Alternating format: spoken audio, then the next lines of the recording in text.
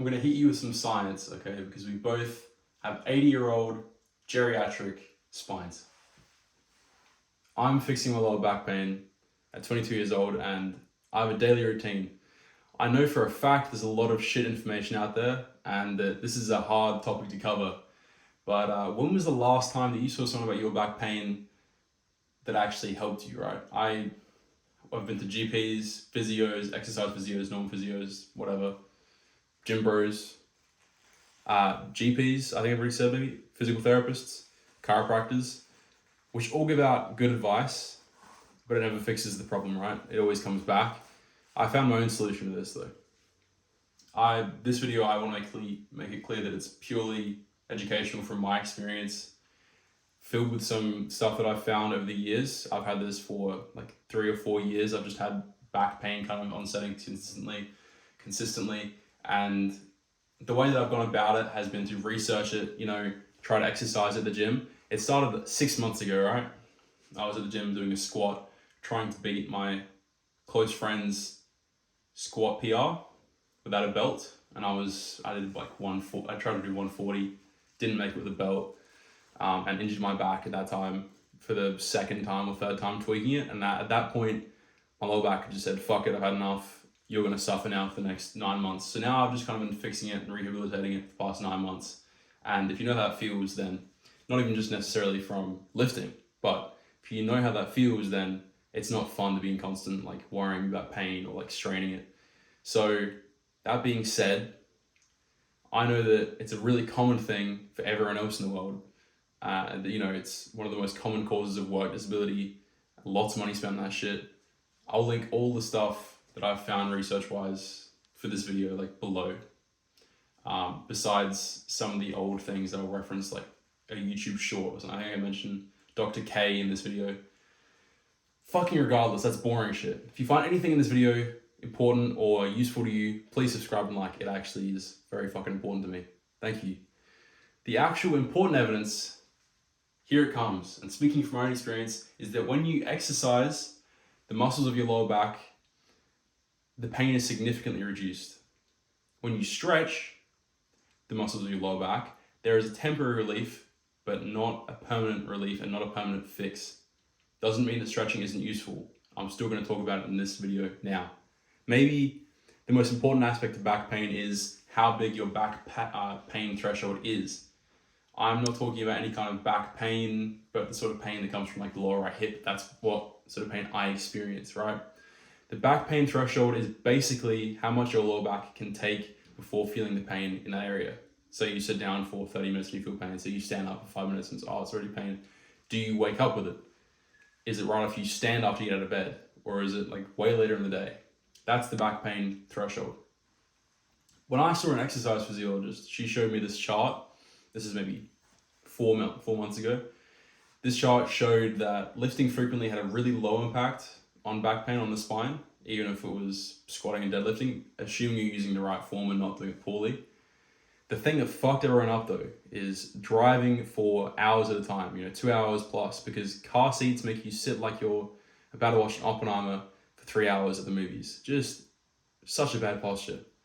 That one factor made you 5 times more likely to experience back pain, and other bad back pain symptoms come from like poor sleep, continuous work, mental stress, and like I said before, prolonged standing and walking. If you want to be able to stop all that shit, exercise, okay?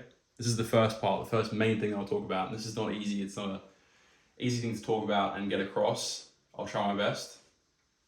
It's not easy for you to do either. So just keep that in mind. Over the past few years of experiencing back pain, I've had lots of people, and I've tried to speak to them about all the sort of things that could help. The best exercises, in my opinion, are glute target exercises and deep core exercises. Things like glute bridges, where you lie on your back and you raise your hips up. You can look those ones up. Hip thrusts, you can do at the gym normally. And deep core exercises like the powerlift press, where you pull a cable. You can look that one up. All of these exercises you can look up, so I won't actually have to describe any of them to you. But the deep core bracing exercises are the ones that are really going to actually permanently fix your problem if you consistently stick to them. The muscles that you can work out to support your lower back are mainly your glutes and your deep core, like I said, but not your six pack. All right, your deep core is everything under your six pack, and that's all the stuff that supports your lower back and your stability, basically. Once you've picked your exercise from the ones that I've talked about, you've got glute bridges, hip thrusts, and deep core exercises like powerlift press, and also one other one I'll talk about in a second. You don't have to pick all three of them, you just pick one of them, and you do that on the day, do a few sets of that one exercise intensely, spend about 10 minutes doing it, and you can do this after you work out, when you get home, anytime you want really. Just stay consistent with it, and then you will get the benefits of it. The most effective, most important, award-winning exercise, pretty much, would be deep core bracing leg lifts and other leg lifting exercises like that. That one you can look up online. It's effective. It's not easy to do. If you stay consistent doing these things, which is pretty hard because it looks kind of fucking silly, you might completely remove your back pain, to be honest. The next thing is stretches, which are a bit more complicated. I do about 10 minutes a day of stretches, 10 minutes of stretching a day, I should say, for 6 to 7 days of the week, even on Sundays. And after stretching throughout the day, which usually consists, I stretch throughout the day as well, I should say. The stretches that I do usually consist of heaps of them, but they go like this in this order. Seated glute stretch, which is where you're sitting down and you're leaning forward. You can look that one up. Seated knee to shoulder hip stretch, and be careful with this one not to overdo it because you can actually temporarily make your pain more intense. It doesn't actually cause long-term effects, but it can be more painful if you do it too much. So just wait for the next part. The third thing I'll do is leg swings. You see athletes doing this. It's really effective at opening hips up and does almost immediately relieve pain. The fourth one is seated hamstring stretches, also called hurdler hamstring stretch. Fifth one, kneeling quad stretch. All right. These don't take me this long. I'm only usually holding them for about 30 seconds. Okay, you don't need to hold them longer than that. If you are feeling a good stretch, you can hold it for longer than that. But 30 seconds is the minimum, and also I usually aim for that much as well. Kneeling hip flexor lunge. This is the sixth one. This is a bit more complicated, but you can look this one up as well. It's straight on YouTube. Number 7, hip swinging exercises. This is where you sit down. This one's a little bit harder to find, but this is where you sit down, basically just on the ground, and you move your hips, your knees left to right, sort of like a windscreen wiper. This will open up your hips if you do it correctly. You can look up other hip opening exercises. They are very helpful and almost immediately relieve pain. The last two, we've got cat-cow. It's a classic yoga stretch. Has actually been shown to improve lower back pain if you do this consistently. Do it only 7 times a day, seven times doing it once, I guess, and you'll feel immediate results, generally speaking. And the 9th one would be a psoas stretch. So I can't really show you one without doing it here. If you look up a psoas stretch, find those. They're basically the muscle that connects your leg to your lower back, your quads to your lumbar spine muscles. That being said, that's all of the stretches that I usually do in a day. Some of them I do them being active, so usually if I'm sitting down for a long period of time, I'll do leg swings, I'll stand up and do leg swings even at work.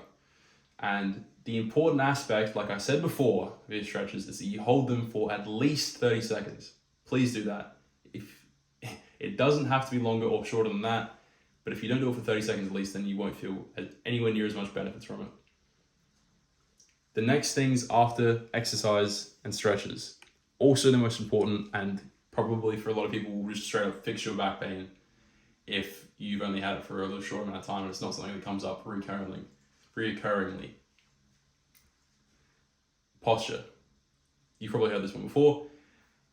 I want to ask you, when you sit, do you sit with your knees roughly around the same height as where your hips are, or do you sit with them lower? Because I saw a clip maybe 3 months ago from Dr. K. He's a doctor, and he talks about posture and all that sort of stuff. And he said sitting with your knees below your hips actually reduces back pain and takes all the pressure off your back. When I try to do this, I'll be honest, almost all of the pain goes away. just for the time that I'm sitting down.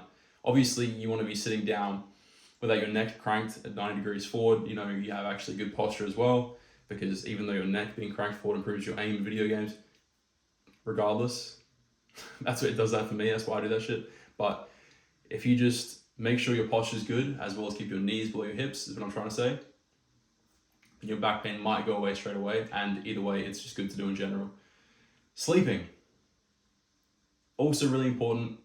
I sleep with a pillow under my head, my middle of my back, and under my lower back as well, but not under my knees. This is so I can keep that hip above knee ratio, and I can kind of take the tension off my back. This is good, and I've done this probably for a week straight in a row at certain times, but I'll take breaks from it because it can also do the reverse effect sort of thing I've found. So keep that in mind. The last thing I'll say is, if you're going to do compound lifts and that's where you're getting your back pain from, warm up, please. If you can realize how useful warming up is before you hurt yourself lifting something fucking heavy, your future life will owe you one, and you won't have to get a new spine in the future, all right? You won't have to get a new disc or whatever. We've all heard horror stories of that. So do warming up first. The breakdown of all of this, everything I've just said, mashed into one thing, if I can put it into one routine. For removing your lower back pain entirely, it would be stretch and exercise your back 6 to 7 times per week, 10 minutes for each with the stretch. Stretches, make sure to hold them for at least 30 seconds and actively move and stretch with the listed stretches throughout the day. With the exercises, I would say stick to doing a deep core bracing variation for a few sets, like I talked about the deep core bracing leg raises, taking roughly 10 minutes after every workout or after when you go from work. It doesn't really matter when, as long as you have free time to do it. And the last thing would be make sure to sleep and sit correctly with the right posture, as we talked about before. Courage can change the outcome. If any of this stuff you think will actually really fix your back pain, let me know. If you don't think it's going to work, also let me know. I don't give a fuck if it's hating comments, if it's good comments, just tell me how you feel about it.